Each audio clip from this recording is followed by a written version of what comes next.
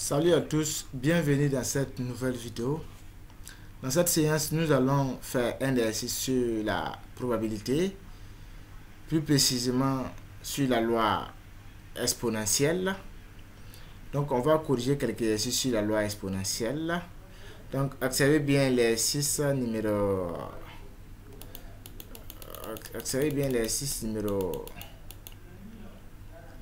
On va pas sauter. On va commencer avec l'exercice numéro 1. Donc, loi exponentielle, exercice. Donc, observez bien l'exercice numéro 1. La durée de vie en heure d'un composant électronique est modélisée par la loi exponentielle du paramètre 0,005. Quelle est la probabilité que l'un des composants pris au hasard 1 ait une durée de vie inférieure à 100 heures, soit encore un état de marche au bout de 250 heures? Question 2. Calculer la durée de vie moyenne de l'un de ces composantes.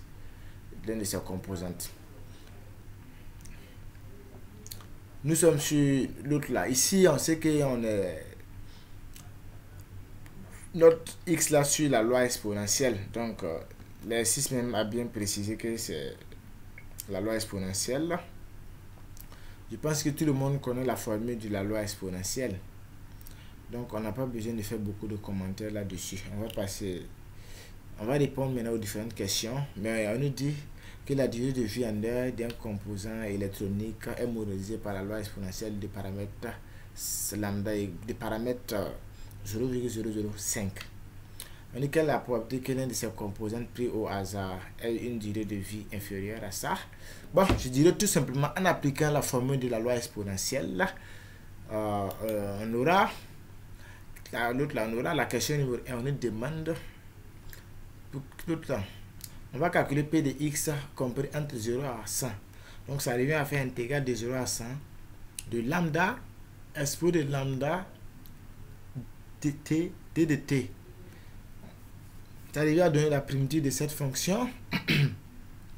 La primitive de cette fonction qui donne moins expo de moins 0,05 fois t. L'autre là, de 0 à 100. Maintenant 1. On remplace maintenant les bonnes. On aura que la probabilité de x compris entre 0 et 100 égale est environ 0,39. C'est pas égal, mais plutôt environ 0,39. Car l'autre la b aussi, l'autre la p de x supérieur ou égal à 250 égale p de x supérieur ou égal à 250 égale à 1 moins p de x inférieur à 250. P de x supérieur à 250 égale à 1 moins, son contraire égale à 1 moins p de x inférieur à 250. C'est tout ce qu'on applique à ce niveau. Donc on aura 1 moins p de x inférieur à 250 qui est égal, on va intégrer maintenant de 0 à 250 fois cette fonction. Maintenant la primitive de cette fonction qui donne ça, et on aura que la probabilité de x supérieur à 250 égale est environ 0,29. La question numéro 3 et la question numéro 2 au moins, la durée de vie moyenne de l'un de ces composants est égale ici dans la loi exponentielle. Quand on parle de l'autre là, la durée de vie moyenne, on fait allusion à l'expérience mathématique. On fait allusion à l'expérience mathématique. Or, l'expérience mathématique de la loi exponentielle, expérience mathématique est égale à 1 sur lambda, c'est-à-dire lambda c'est le paramètre. Donc 1 sur lambda qui est égal à 1 sur 0,005 qui est égal à 200. Donc la durée de vie moyenne d'un composant est égale à 200 heures. Est égale à 200 heures.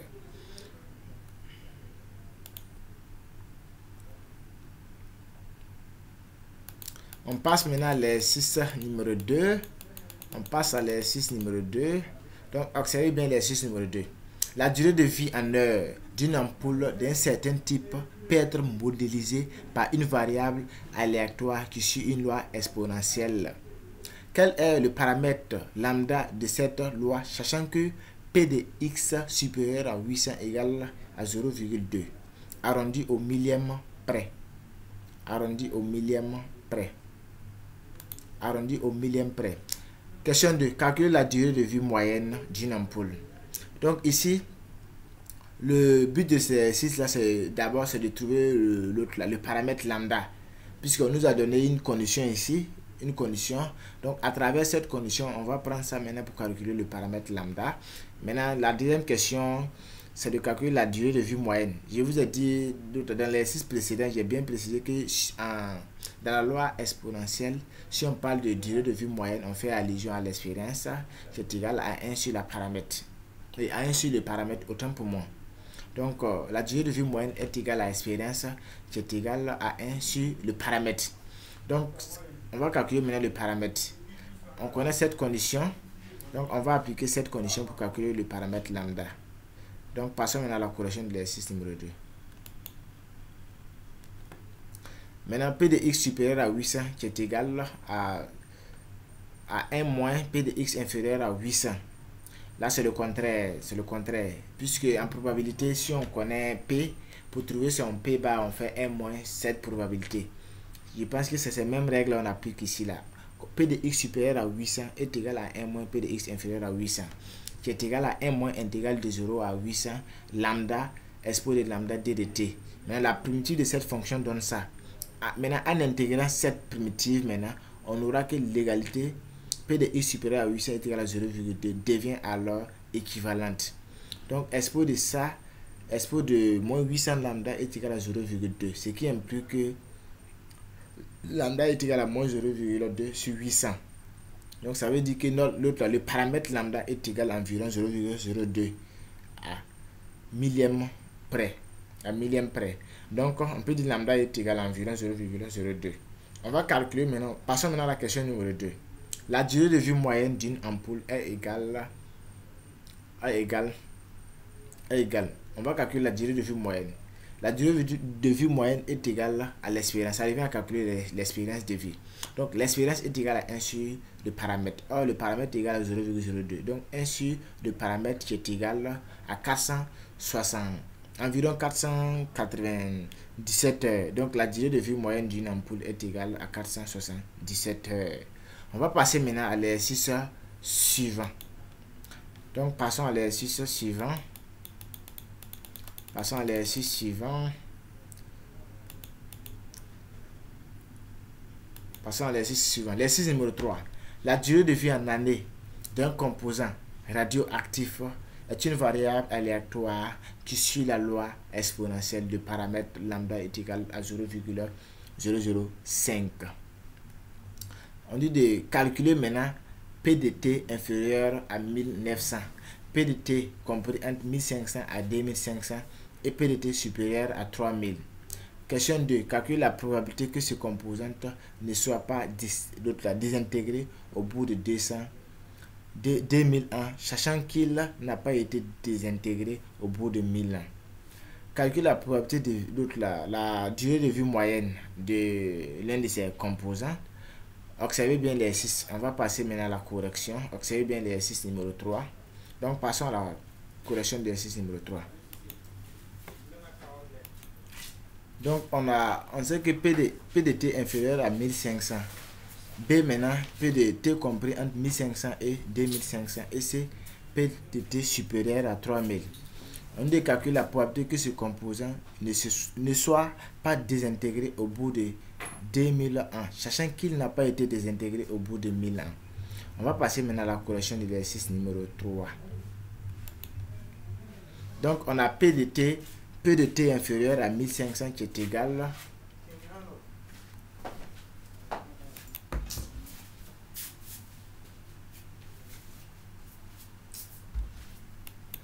ok, calculer 1.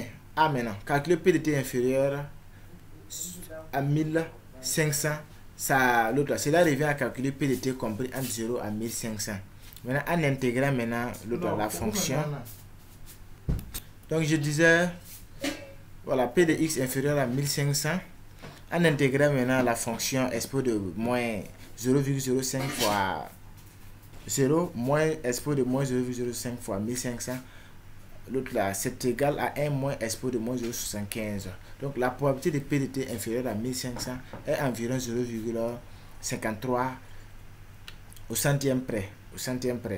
Maintenant B, on dit de calculer la probabilité que T, la probabilité de T compris entre 1500 et 2500.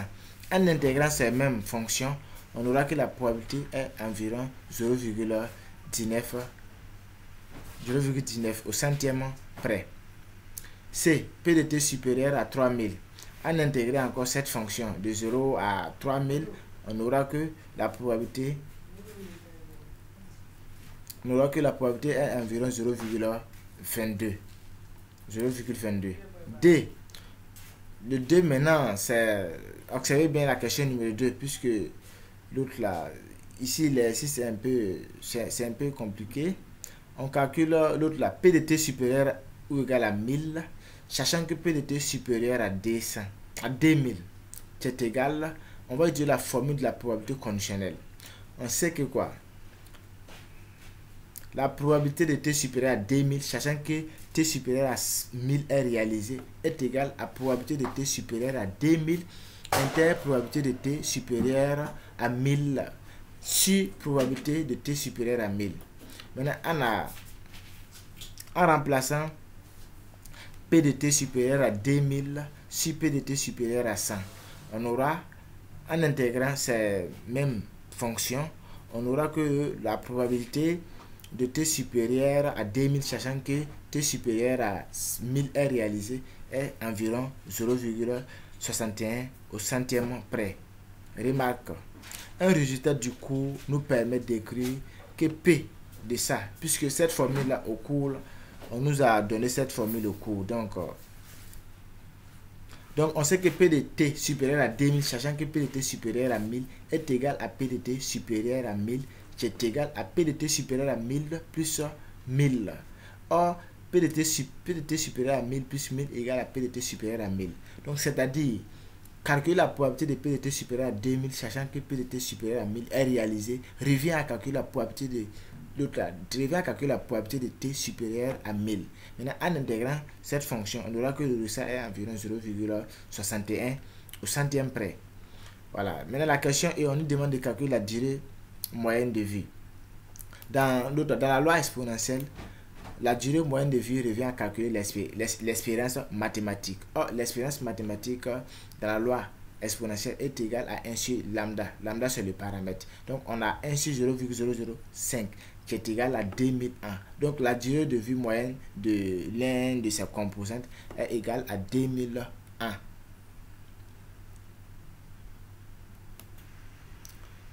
Merci à tous d'avoir suivi la vidéo. À la prochaine. N'oubliez pas de vous abonner à ma chaîne YouTube.